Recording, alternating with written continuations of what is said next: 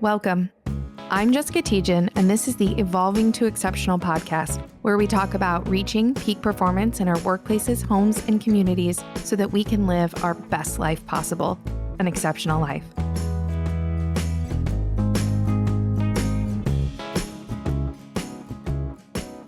I want to welcome back our Evolving to Exceptional listeners to this week's episode of the podcast. Today, we have another guest with us from a local St. Louis nonprofit. She is the Vice President of Human Resources, Sarah Jamison, and she's also an international best-selling author who is going to tell us a little bit about the book that she was a part of and her story that she shares within that book. But we're also going to dive into a bit today talking about some of the mental health challenges and how those impact communication and how people are able to remain civil with one another, how people are able to engage in dialogue and conversation that is respectful and civil and not necessarily combative, especially in today's particularly polarizing environment. But before we get into all of that, Sarah, I want to give you a chance to give a little bit of introduction to yourself. What would be helpful for our audience to know about you? Why is it that you do what you do? And just tell us a little bit about you. Absolutely. Well, thank you, Jessica. As Jessica mentioned, I'm Sarah Jamison. I reside here in St. Louis, Missouri, and I've been in human resources for well over 25 years. And so that tells you a little bit about my background. I didn't start in human resources. I started in sales and then moved into human resources. And it's been quite a ride because I've been in multiple industries. So my experience is very broad here within the U.S., as well as having some international experience as well. And being in human resources, it's just been so fulfilling for a lot of reasons. One is it gives me an opportunity to advocate for employees as well as the organization. However, but having and cultivating a culture of care and a culture of just excellence in a way that doesn't diminish humanity, but uplifts everyone at the same time. And so that's been very important for me in my career. And that's why I've been in it so long. It's been fulfilling. However, I transitioned out of corporate America after so many years, went into education, and now I'm in nonprofit. And this is the time for me. I made a conscious decision. I want to give back on a greater level, and giving back through nonprofit and helping those employees to excel is the perfect way for me to end my career, although it's not ending quite yet. Let me say that. However, I'm in a latter season of my career being involved for so long. Let me maybe start with you sharing a little bit about some of the challenges that you're seeing that are maybe leading to this topic that we talked about diving into, and how the world today is maybe impacting people's lives, especially in the workplace, depending upon the area that you're in. Yeah. And some of the things that I see now, which that's a great question. If you're looking outside the landscape and seeing the political environment, and I would say the things that are not necessarily respectful of everyone, that's not necessarily taking into consideration everyone's lens or where they are in their lives, or even accessibility for everyone. It can seem like it is an environment where there's limited accessibility.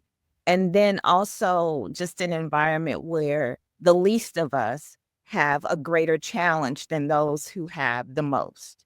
And so with that said, it just lends to some rudeness, for lack of a better term, that I see. And it just encourages me and others to think more of, how about we go back to the golden rule and even get better than the golden rule?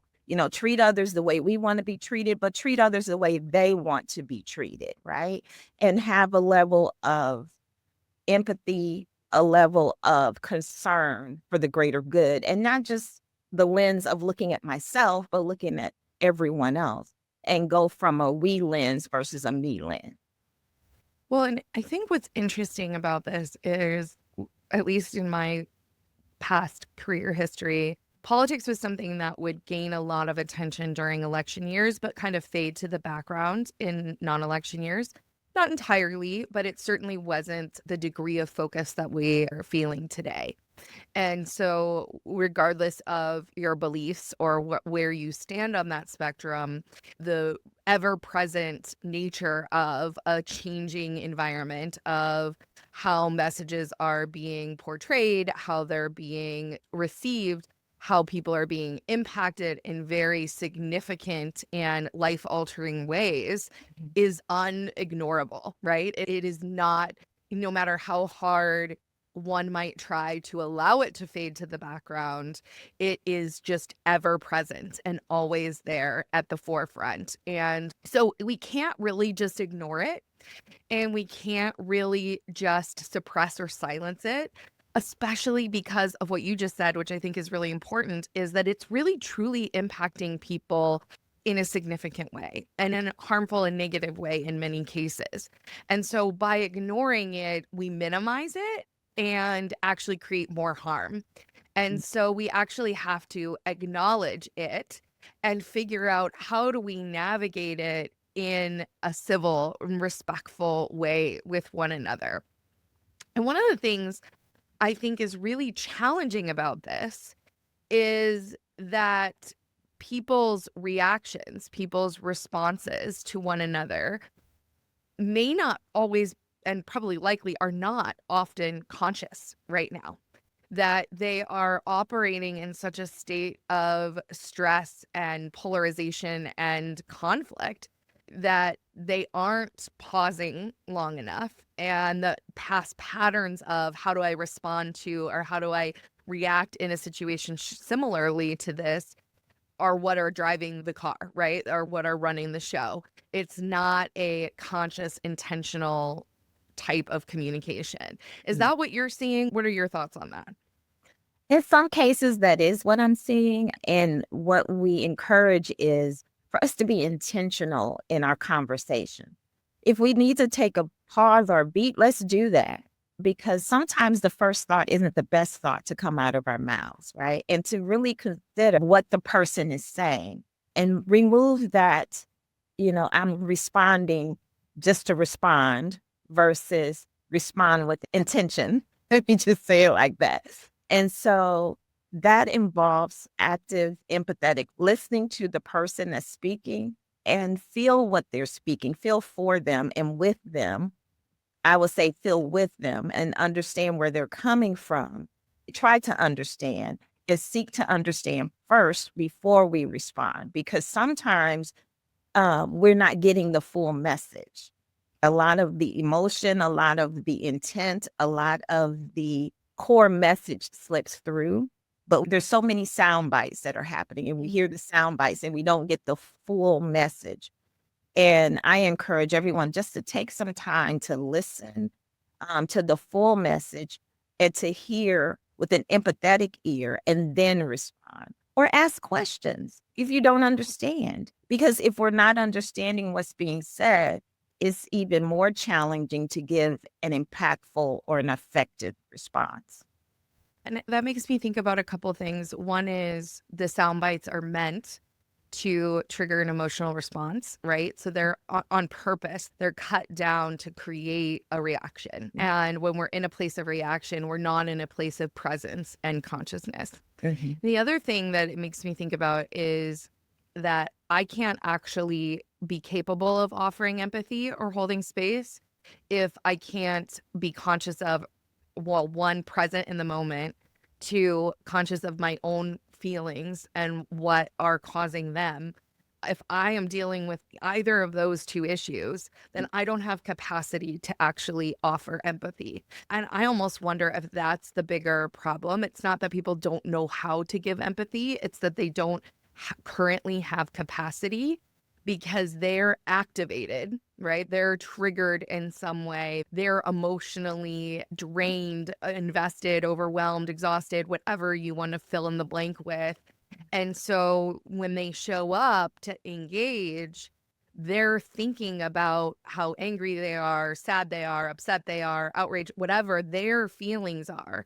And if we haven't processed our own stuff, then how can we hold space for someone else? And so I really wonder if that isn't where we have to start with people, is how do we equip people to recognize what's happening in their own bodies and what their own reactions are, so that then they can move through and deal with those, so that they do have space to engage in a conscious, open, and empathetic way with other people. And Jessica, you have a very valid point and a good point, because in this environment, as we mentioned before, it does bring up a lot of emotion. And sometimes people are not okay.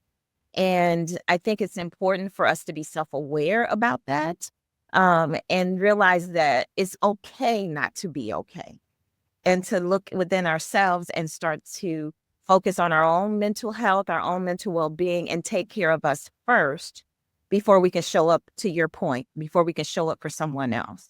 And so self-awareness is important, and then realizing what's important for us to take care of ourselves. I often tell employees, take care of you, and then we'll start after that.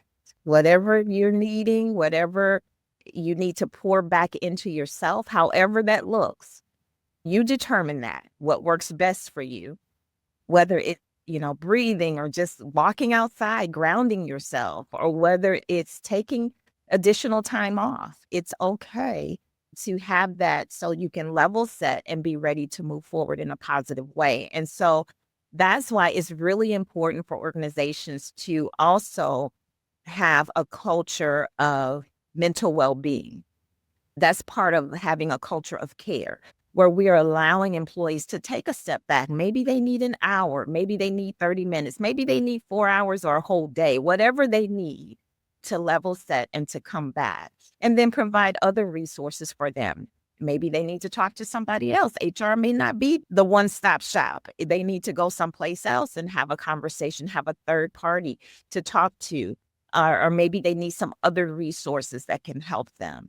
And so if we have, I would say, a library or multiple resources for employees to tap into, that helps them in building whatever they need, the village or the resources to help them to be able to download from that emotion, to be able to feel like they're balanced, and be able to move forward, and allow them to have that empathetic ear. One of the things that we started doing with our meetings, aside from an icebreaker, is just asking questions, right? And allowing employees to be free flowing in what they say, and letting them know that it is an opportunity for them to express whatever they're feeling.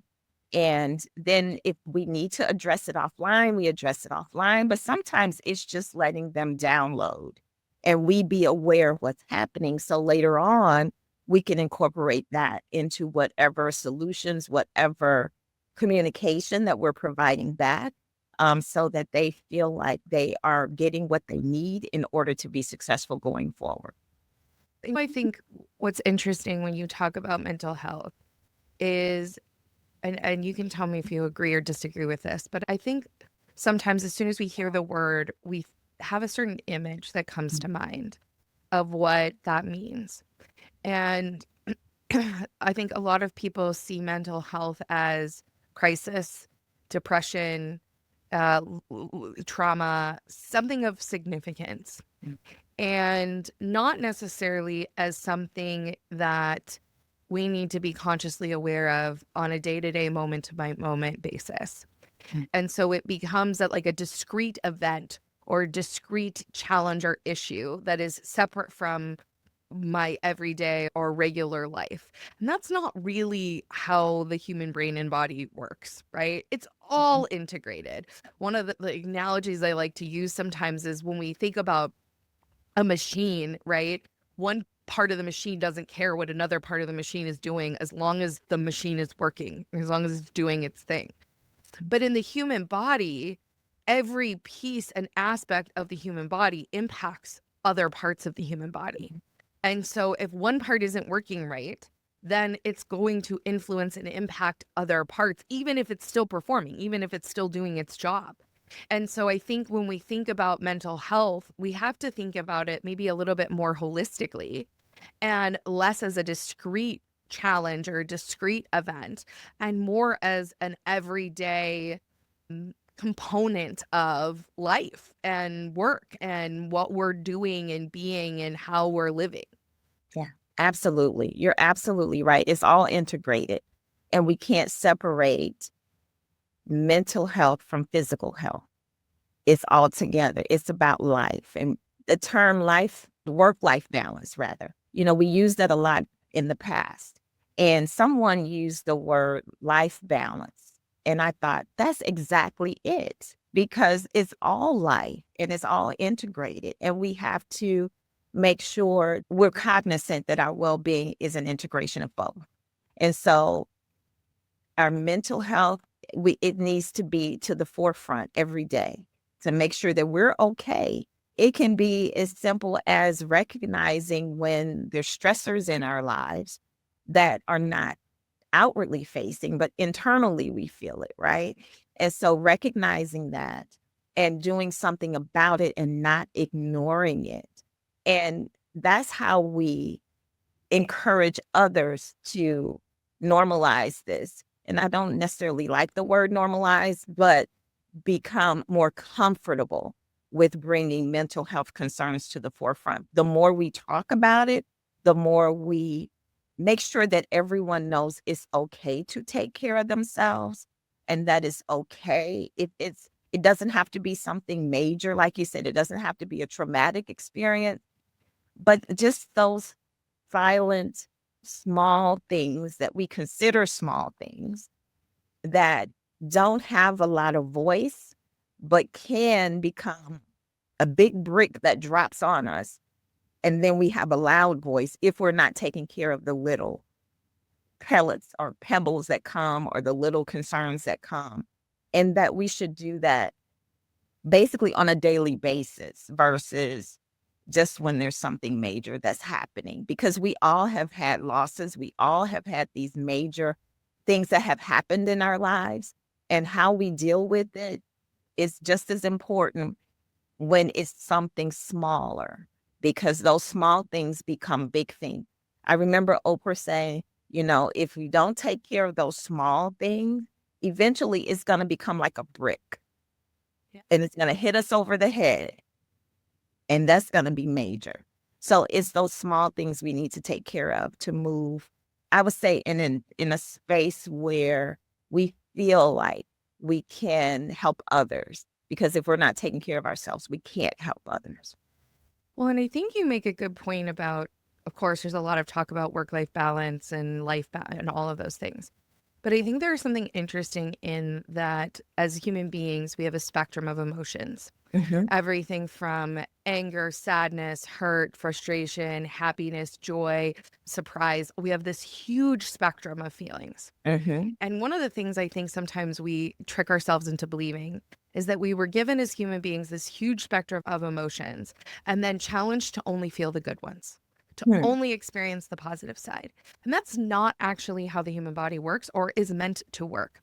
Right. We are meant to, of course, experience the positive side, but we can only feel the positive if we also feel the negative. Mm-hmm. And so I think sometimes what happens is we deny our sadness, our grief, our anger, our negative, maybe more negative energy. I always use negative and positive, not in good or bad, but negative in terms of the energy that they consume. So positive gives us energy, negative takes it away if we don't move through it. But it's just kind of like anytime you cry, you release toxins and you actually feel better because you've released toxins via your tears, right?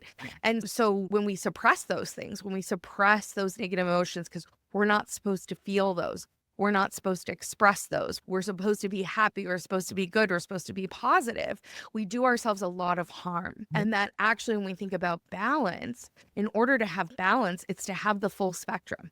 It's to experience all the pieces and parts of our emotions, all the pieces and parts of our lives.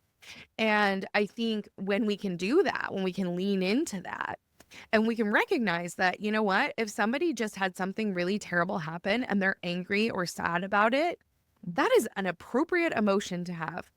And they need someone who has the capacity to hold space for those things. Yeah. And whether that person is a therapist or coach or someone in their workplace, the more people that are equipped with that capacity, the more people are able to process the things they're feeling and come back to a place where they can feel the positive side, where they can engage in meaningful conversation, where their brains and intelligences come back online so they can solve problems and make good decisions and all of those things. But it's in the suppression and the denial and the ignoring of the negative that actually creates more negative impacts and outcomes. Absolutely. Absolutely. You're so right on. And that ignoring or not taking care of is no different from when we have a physical injury. If we don't take care of that physical injury, if we don't take care of an illness that we've been diagnosed with, it's only going to get worse. There's no potential for it to get better if we are not taking care of it, if we're not paying attention, if we are not nurturing it or actually providing whatever medicine is needed in that particular case. So there is medicine, or I would say food, that is on and off our plate that we need to be considerate of in order to nourish our bodies completely. And we need to pay attention to those things. To your point, the negative, it does come, and it's okay to feel whatever emotion we receive, like you said. And you said something that is always on the forefront of my mind when someone cries or when I cry. It is a release, and just walk through it. It's not a bad thing. For a minute after my father passed, I just didn't let the emotion go. But when I let the emotion go and the tears came and I just sat in it for a while, afterwards, I felt so much lighter.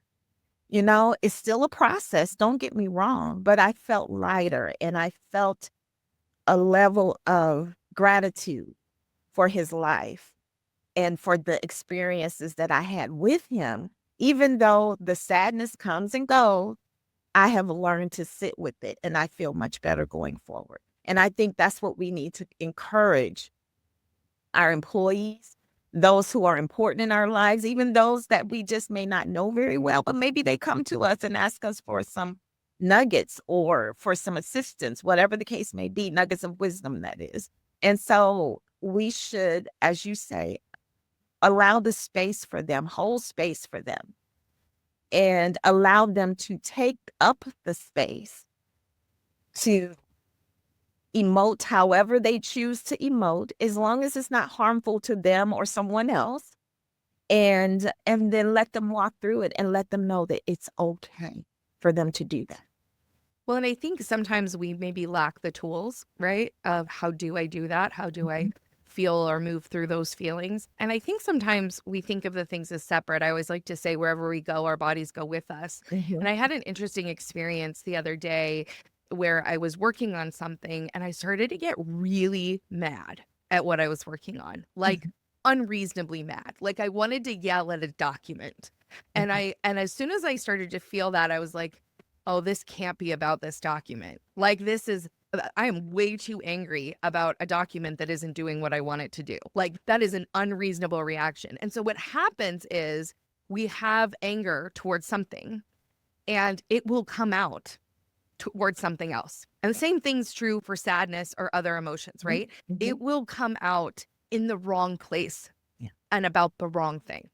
And not the real thing it's about. And so as soon as I saw that and I was like, okay, this is a child throwing a tantrum and a document, something else is going on. And I was able to then realize, oh, okay, I'm still mad about this other thing that I had moved on from and thought I was fine with. I wasn't. And so I think we have to recognize that when we don't deal with things, they will manifest in other places and it will come up in the work that people are doing. And so we can say people need to deal with that in their own time or they need to handle their things or whatever. But if I weren't as conscious as I am now and as aware as I am now, that could have led to me getting into saying unkind things to my business partner, sending some nasty communications, definitely not getting the thing done that I was needing to get done, and Mhm. certainly not getting it done well in a time and effective manner. And so all of that impacts what we're doing and then how we communicate with other people that have nothing to do with the issue or the thing that we're feeling. And I think when we come back to those conversations in the workplace and around the challenges, when we're feeling this weight of the world and of the challenges and the things that are impacting people and the sadness, grief, anger, outrage, whatever the things we're feeling are, and we don't move them, then they come out in these other spaces Mhm. that feel inappropriate, feels misaligned, and actually then creates more conflict and issues, right? So if I respond to my business partner in an angry or dismissive or combative way, well, now that's going to harm that relationship. Now I've got to repair that relationship, right? Now it's got this trickle effect of wasted energy that didn't have to occur in that way.